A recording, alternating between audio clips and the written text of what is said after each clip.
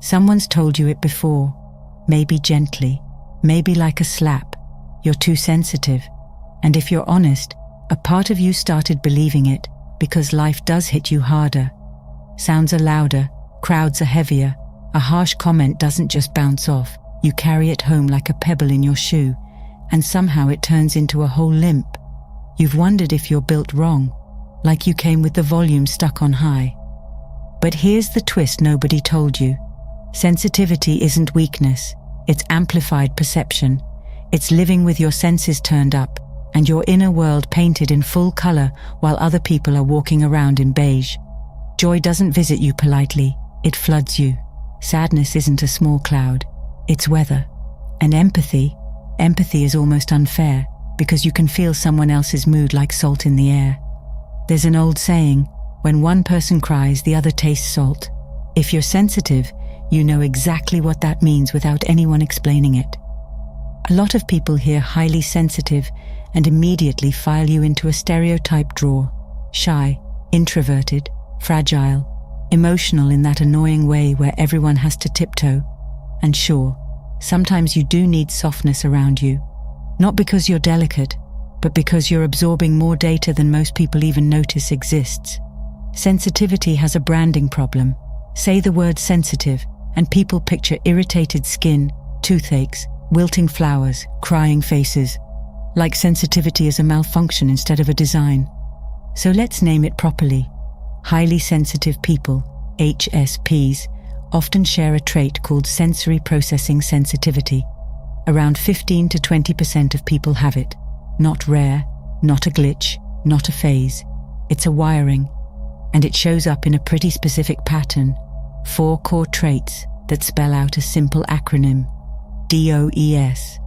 And once you see it, you can't unsee it, because it explains your whole "why does life feel like this for me?" experience in one clean breath. D is for depth of processing. Your mind doesn't skim the surface, it dives hard. You're the kind of person who can stand in front of a menu, any menu, and suddenly it's not just food, it's a life decision. A whole inner committee meeting starts happening. What if I choose wrong? What if the other option would have been better? What does my body actually need? And yes, you might still order your usual in the end, because you're not indecisive, you're thorough. You don't just see things, you process them, like your brain has a built-in meaning maker that refuses to clock out. O is for overstimulation. This one is the part people misunderstand the most. Overstimulation isn't drama, it's biology. When there's too much input, noise, smells, social energy, bright lights, tension, chaos, your system gets overloaded faster. Imagine your nervous system is a finely tuned instrument, like a violin. Beautiful, precise, but sensitive to every vibration in the room. Put it next to a drum line, and of course it's going to shake. Crowded festivals, loud parties, busy workplaces.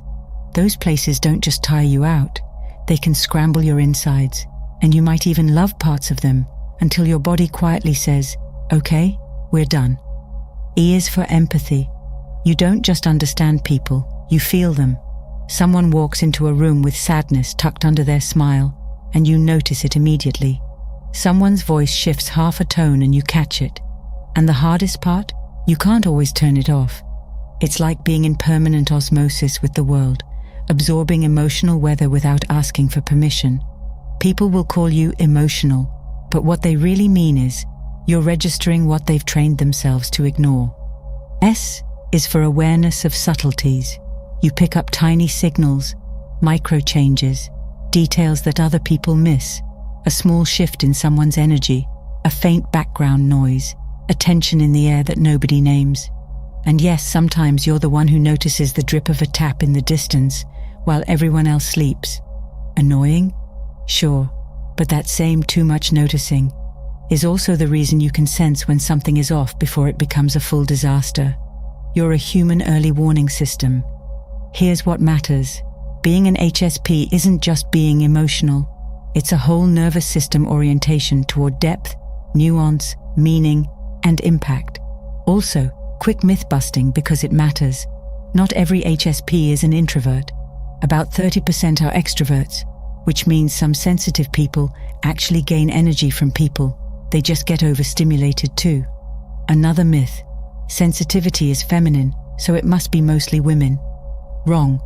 Roughly half of highly sensitive people are men. Society just doesn't know what to do with a man who is both sensitive and strong, so it tries to shame him into becoming harder.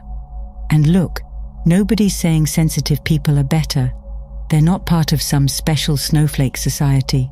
There's no secret handshake, no membership card. Highly sensitive people are just different in how vividly they experience life. No two are the same either. Every person has their own sensitive fingerprint shaped by culture, upbringing, personality, gender, and all the rest. And it's not a choice. It's not an illness. Telling a sensitive person to stop being so sensitive is like telling someone with blue eyes, their eyes are too blue. They'll still be blue. You're just teaching them to feel ashamed of what they are. And shame is where the real damage begins.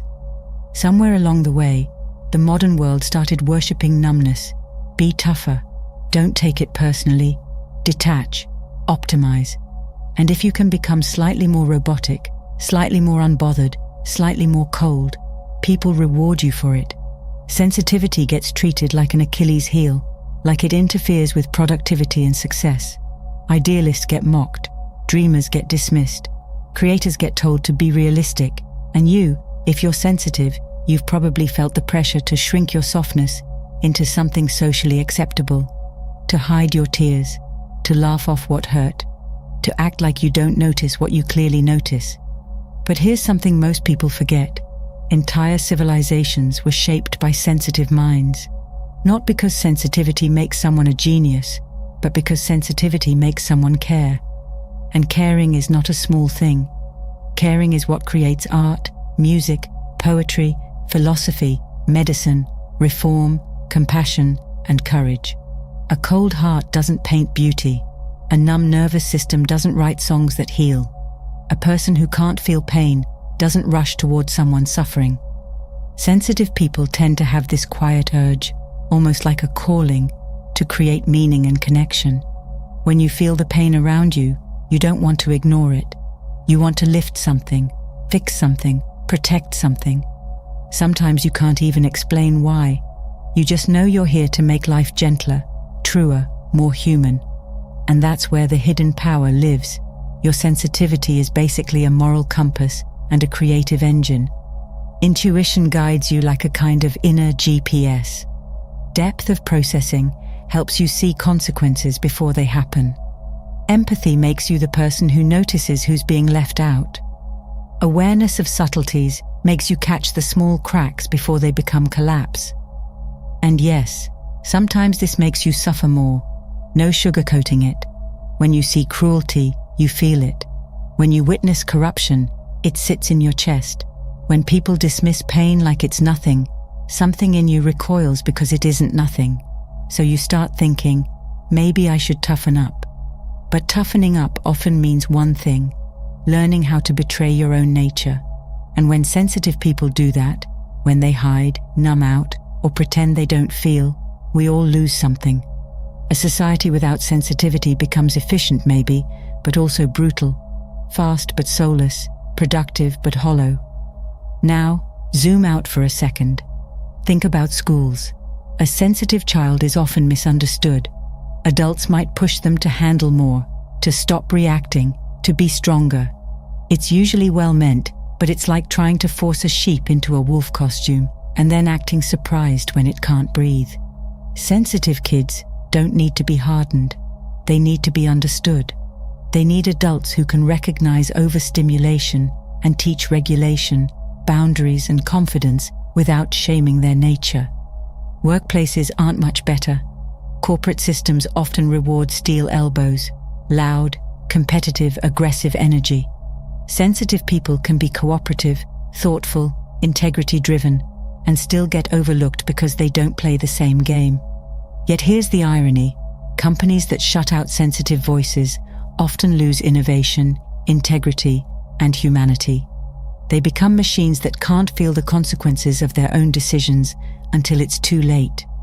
Sensitives at the table aren't a nice to have, they're a survival tool. And in a world facing political tension, cultural fractures, and environmental crisis, who do you think will save the world?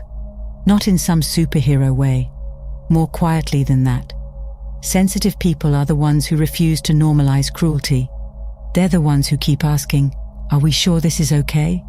They're the ones who feel the future in the present, because they can sense what's rotting under the surface long before it becomes visible. They carry a kind of early grief, yes, but also early wisdom. They're often the conscience of communities, the emotional immune system of families, the gentle pressure that keeps humanity from slipping into something cold. Krishnamurti once said, "It is no measure of health to be well adjusted to a profoundly sick society." If you've ever felt like you don't fit, maybe you're not broken, maybe you're noticing what's broken.